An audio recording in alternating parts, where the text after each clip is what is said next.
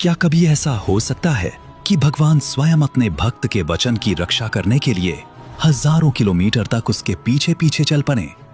भक्ति की शक्ति से जुड़ी ये अद्भुत कथा सदियों पुरानी मानी जाती है। कहा जाता है कि उड़ीसा प्रदेश के एक गांव से दो ब्राह्मण तीर्थ यात्रा के लिए वृंदावन पहुंचे।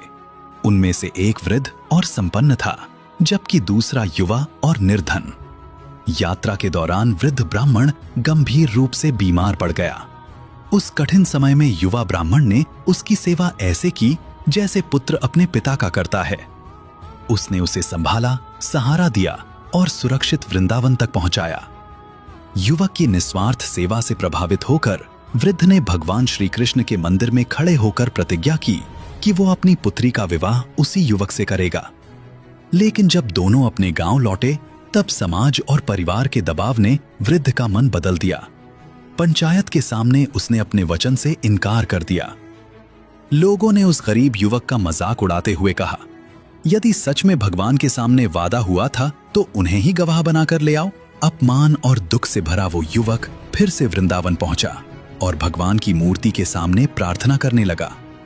उसकी अटूट श्रद्धा देखकर मानो स्वयं भगवान ने उसकी पुकार सुन ली। उसे आभास हुआ कि प्रभु उसकी सहायता करेंगे।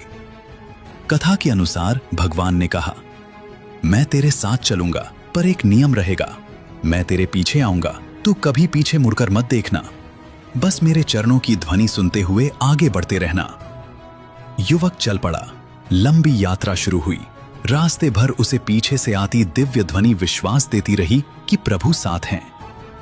लेकिन गांव के समीप पहुंचते ही रेत भरे मार्ग पर वो ध्वनि अचानक शांत हो गई। चिंता और भय में डूबकर युवक स्वयं को रोक न सका और पीछे मुड़ गया। उसी क्षण भगवान वहीं स्थिर हो गए। शर्त भंग हो चुकी थी, पर भक्त का विश्वास जीत चुका था। भगवान अब गवाही देने पहुंच चुके थे।